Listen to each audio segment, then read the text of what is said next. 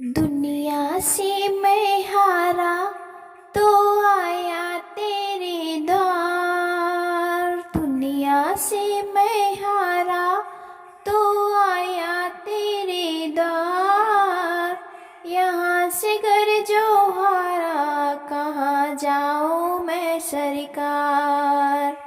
यहाँ से जो मैं हारा कहाँ जाऊँ मैं सरकार। भक्तजनों, हर हर महादेव। श्री शिव महापुराण भाषा तृतीय शतरुद्र संहिता 20वां अध्याय हनुमान अवतार की कथा हम सुनेंगे। नंदीश्वर बोले, हे मुने, अब इसके आगे हनुमान जी का चरित्र सुनो। इस चरित्र में परमेश्वर शिव जी ने रामचंद्र जी पर प्रेम करके उनका परम हित किया। एक समय जब शिव जी ने विष्णु जी का परम मोहिनी रूप देखा तो लीलावश वे काम में बड़े व्याकुल हुए और श्री रामचंद्र जी के कार्य के लिए अपना वीरपात कर दिया। सप्तर्षियों ने उस वीर को पत्ते पर स्थापित कर गौतम की पुत्री अंजनी के कर्ण के द्वारा रामचंद्र जी के कार्यार्थ प्रवेश कराया। फिर तो उस वीर से महाबली और पराक्रम युक्त बानर शरीर वाले हनुमान जी शिव जी से उत्पन्न हुए।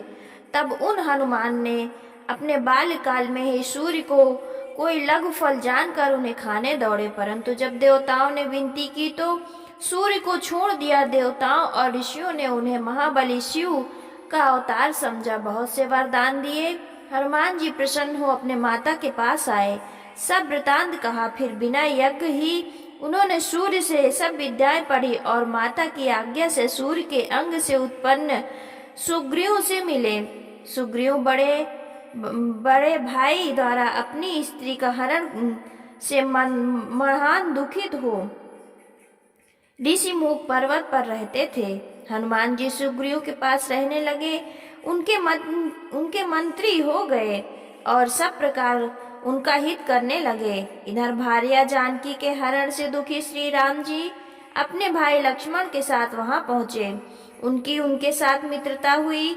श्री रामचंद्र जी ने भाई की स्त्री भगाने वाले पापी वीर अभिमानी बाली नामक बानर राज को मार डाला। फिर उन बानरेश्वर हनुमान ने बहुत से वानरों को साथ ले सीता जी की खोज की और जब ये जाना कि जानकी जी लंका में गई हैं, तब औरों से तैरने के अयोग्य समुद्र को शीघ्र ही लांघकर लंकापुरी को गमन किया। वहां जाकर उन्होंने पराक्रम पूर्व बड़ा ही अद्भुत चरित्र किया। जानकी जी को उनके स्वामी श्री रामचंद्र जी की समाचार सुनाया। सीता जी शीघ्र ही शोक दूर किया।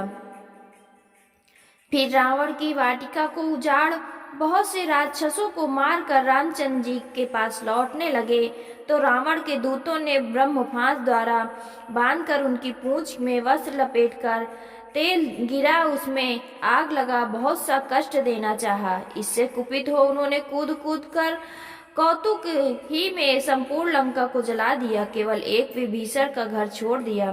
फिर समुद्र में कूदकर अपनी पूंछ बुझा शिव के अंग से श्री रामचंद्र जी के पास आए और सीता जी ने जो अपने सिर की मणि उन्हें उतार कर दी थी, उन्हें रामचंद्र जी को दिया। श्री रामचंद्र जी की आज्ञा से वानरों सहित बहुत से पर्वत को लाकर समुद्र में पुल बांधा। श्री रामचंद्र जी की विजय इच्छा से शिवलिंग की प्रतिष्ठा करा पूजन किया तथा शिव जी से विजयी वर ले रामचंद्र जी ने लंका को घेर लिया। वहां वीर हनुमान ने बहुत से दैत्यों को मारकर रामचंद्र जी की सेना की रक्षा की तथा शक्ति से घायल लक्ष्मण जी को संजीवनी बूटी लाकर पिलाया। ये सब उन्होंने महादेव जी की एक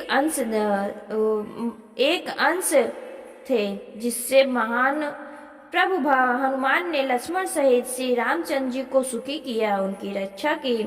महाबली हनुमान ने कुटुंब सहित रावण को नष्ट किया और परिश्रम रहित हो सब देवताओं को सुख दिया। फिर अहिरावण को मार लक्ष्मण सहित राम जी को लाए तथा श्री रामचंद्र जी की सब कार्य शीघ्रता से करते रहे और दैत्यों को मारते हुए अनेक लीलाएं की। उन्होंने श्री रामचंद्र जी को सुखी किया तथा उनके भक्त हो भूलोक में उनकी भक्ति स्थापित की। इस प्रकार श्री भगवान जी का अवतार भक्तों का उद्धार करने वाले हैं। इसमें महावीर हनुमान सर्वदा राम कार्य करने वाले हैं। हे तात, यह आख्यान धनदायक, यशवर्धक और सर्व कामदायक हनुमान जी का चरित्र तुमसे कहा। जो मनुष्य इसको भक्ति पूर्वक सावधान होकर सुनता है, वो इस लोक में सब मनोरथों को भोग कर अंत में मोक्ष लाभ करता है। श्री सद रुद्र संहिता का 20वां अध्याय समाप्त। 21वां अध्याय की कथा हम आगे सुनेंगे। पार्वती जी द्वारा भैरव जी को श्राप, शिव जी का महेश अवतार वर्णन। नंदीश्वर जी बोले, हे मुनि, अब परम प्रभु शंकर जी और अवतारों के प्रीत सहित सुनिए, जो सुनने वालों को सर्व कामदायक है। हे मुनि शार्दुल, एक समय पर शिव पार्वती अपनी इच्छा से विहार करने लगे तो भैरव को द्वारपाल नियत कर ज्यों ही भीतर गए त्यों ही अनेक सुशील सखियां उनकी सेवा करने लगी। पश्चात भगवान परम स्वतंत्र शिव जी कुछ ही देर अनेक लीला कर प्रसन्न हो गए और उन्मत्त पार्वती जी द्वार से बाहर जाने लगी। द्वार पर भैरव द्वारपाल थे। अब ज्यों ही भैरव की दृष्टि पार्वती जी पर पड़ी तो उनके मन में विकार आ गया और वे पार्वती जी को स्त्री के भाव से देखते हुए उन्हें बाहर जाने से रोकने लगे। पार्वती जी उनके भाव को समझ गई। उन्हें भैरव के प्रति बड़ा क्रोध आया। फिर तो उन पार्वती जी ने उन भैरव को श्राप दे दिया कि तूने मुझे स्त्री की दृष्टि से देखा है, इसी कारण तू पृथ्वी पर जाकर मनुष्य जन्म प्राप्त करेगा। पार्वती जी द्वारा भैरव जी के शापित होने पर बड़ा कोलाहल हुआ। भैरव को इस प्रकार बड़ा दुख हुआ तथा अनेकों आश्वासन वाक्यों में प्रवीण शिव जी वहां आकर भैरव को आश्वासन देने लगे, परंतु देवी का श्राप भैरव शीघ्र ही पृथ्वी पर आकर मनुष्य योनि में बेताल हो गए। पश्चात उनके स्नेह से पार्वती सहित शिव जी भी लौकिक गति का आश्रय ले लीलावत पृथ्वी पर अवतार लिया। अब यहाँ शिव जी का नाम महेश और पार्वती जी का नाम शारदा हुआ। शिव जी का यह चरित्र धनदायक तथा सब भोगों को प्राप्त कराने वाला और अंत में मोक्ष प्रद है।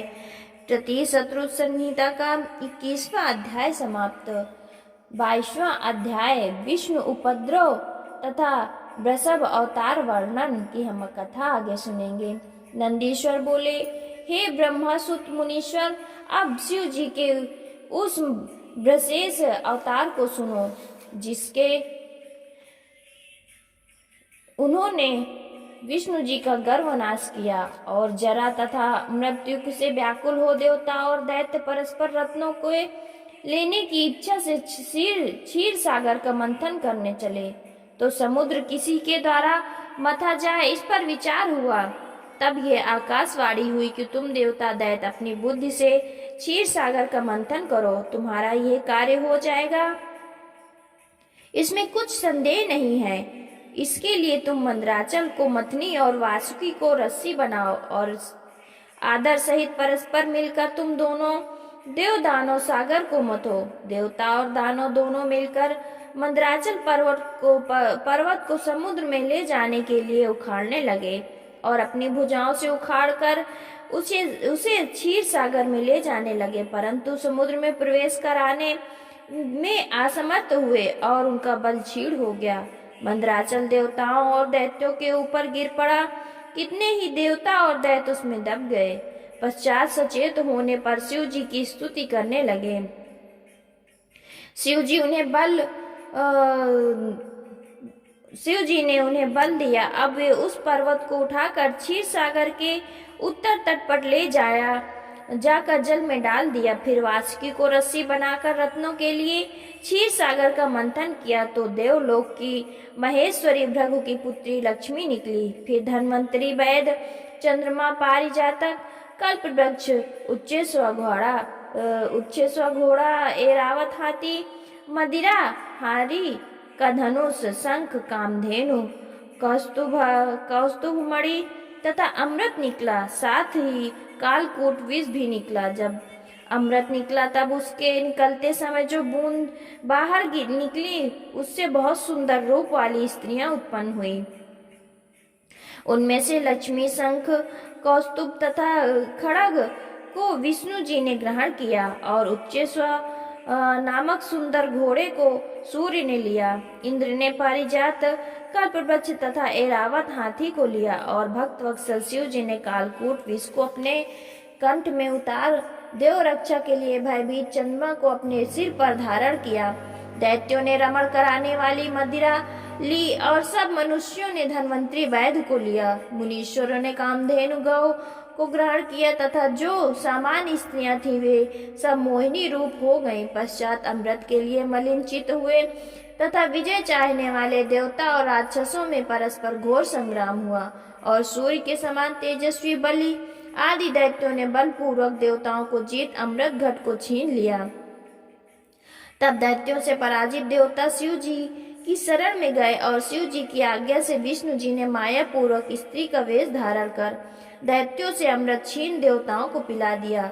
दैत्यों ने उस मोहिनी के निकट जाकर कहा कि हमको भी इस अमृत को पिलाओ, पंक्ति में भेद न होने पावे। शिव जी की माया से मोहित दैत्यों ने अमृत को बांटने के लिए उस कपट रूपधारी विष्णु जी को दिया। इसी समय उन दैत्यों ने अमृत से उत्पन्न हुई उन सुंदर स्त्री को देखा तो उधर मुड़ गए और उन्हें अपने स्थान में ले जाकर रखा। शिव जी की माया से उनके बड़े से बड़े सुंदर गुप्त स्थान बन गए।